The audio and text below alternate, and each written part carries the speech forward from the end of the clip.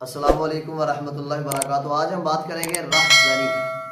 राहज़नी कुरान मजीद में अल्लाह ताला फरमाते हैं कि इन्नमा जज़ाउल लज़ीना युहारिबूनल्लाह व रसूलहु व यसअूना फिल अर्दि फसादन अन युक़त्तलू औ युसल्लबू औ तुक़त्तअ अयदीहिम व अर्जुलुहुम मिन खिलाफिन औ युनफ़ऊ मिनल अर्ज़ ज़ालिका लहुम खिज़्युन फिद दुनिया व लहुम फिल आखिरति अज़ाबुन अज़ीम। राहज़नी, डाका ज़नी, लोगों को लूटना। ये हमारे मुल्क में ये बदकिस्मती है कि एक तो मैं उस मौजू की तरफ फिर कभी आऊँगा इंशाल्लाह, लेकिन इस बात ये जो मैं आज आपके सामने जिक्र करने लगा हूँ, ये सूरह माइदा की 33 नंबर आयत है। नबी करीम सल्लल्लाहु अलैहि वसल्लम के पास एक कबीला आया तो वो मुसलमान होके वापस चला गया, बल्कि कुछ दिन ठहरा तो उनको एक बीमारी थी। तो आपने फरमाया कि आप चले जाएँ फलां चरागाह में, वहाँ रहे, ऊँट के दूध और पेशाब को मिक्स करके आप पिए, आप ठीक हो जाएंगे। वो मुसलमान हुए, वो उस कबीले में चले गए। जब उन्होंने ये काम किया, पिया इन्हें, तो वो ये बीमार थे, ठीक हो गए और ये फिर मुर्तद हो गए। उस चरागाह में उस नबी सल्लल्लाहु अलैहि वसल्लम के चरवाहे को कत्ल किया इन्होंने और फिर माल लेकर निकल गए। बहरहाल साहबा को पता लगा।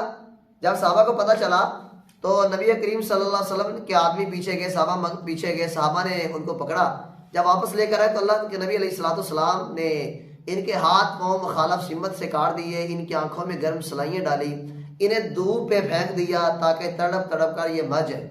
नबी मुकर्रम सल्लल्लाहु अलैहि वसल्लम तो बहुत रहीम है, बहुत करीम है, लेकिन नबी अलैहिस्सलाम ने अल्लाह की शरीयत के मामले में सख्ती ज़रूर किया।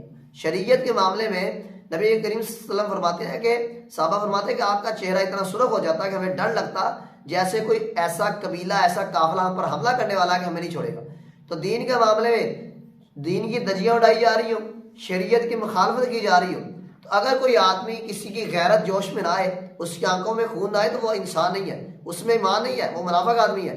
इंसान ईमानदार और मोमिन तो वह जब शरीयत की धज्जियां उड़ाई जाए तो उसका खून खोले, उसके खून में जोश आए, उसका जिस्म जो है वो आग उगलने लगे। तो ये मैंने आयत जो तिलावत किया ये है, जो लोग चोरी करते हैं, जबरदस्ती लोगों का माल लूटते हैं, राहज़नी करते हैं, कुरान का ये फैसला है। कुरान का फैसला ये है कि मुखालफ सिमत से इनके हाथ मुंह काट दिए जाए, इन्हें बेदर्द तरीके से कत्ल किया जाए। आज वजह क्या है? मैं ये नहीं कहता कि हर गांव में, मैं हुकूमत वक्त से ये अपील करूंगा, अगर हुकूमत हर शहर में सिर्फ एक चोर का हाथ काट दे, मैं गारंटी के साथ कह सकता हूँ क़यामत कायम हो सकती, लेकिन चोरी नहीं हो सकती। लेकिन ये क्यों नहीं होता? क्योंकि हुकूमत खुद चोर है, खुद डाकू है। जो हमारे जो ओहदे दुराए खुद चोर है। ये इनको ओहदा बाद में मिलता है, ये पहले मेंशन कर लेते हैं कि क्या क्या लूटना है। ये तो अपनी दुकानें चलाने के लिए आते हैं।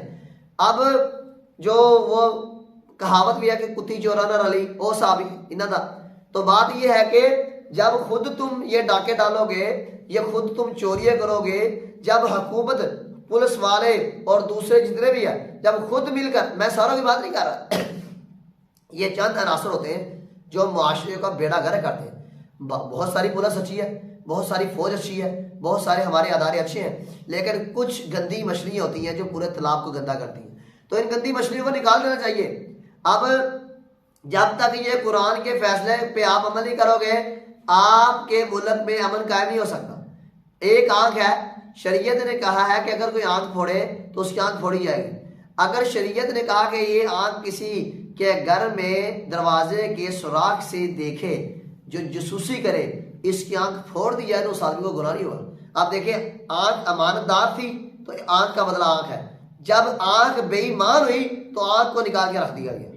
तो जब इंसान ईमानदार होगा तो उसकी कीमत है, जब इंसान बेईमान हो जाएगा तो उसकी कीमत कोई नहीं है। इसलिए ये हुकूमत वक्त का हमारे माशरे में यही बर्बादी है कि हुकूमत कुछ नहीं करती, लोग कानून हाथ में ले लेते हैं। जब कानून लोग हाथ में लेते हैं तो निज़ाम खराब हो जाता है, घरों के घर उजड़ जाते हैं। और ये हो रहा है, हमारे माशरे में हो रहा है, हमारे मुल्क में हो रहा है, हमारी सोसाइटी में हो रहा है।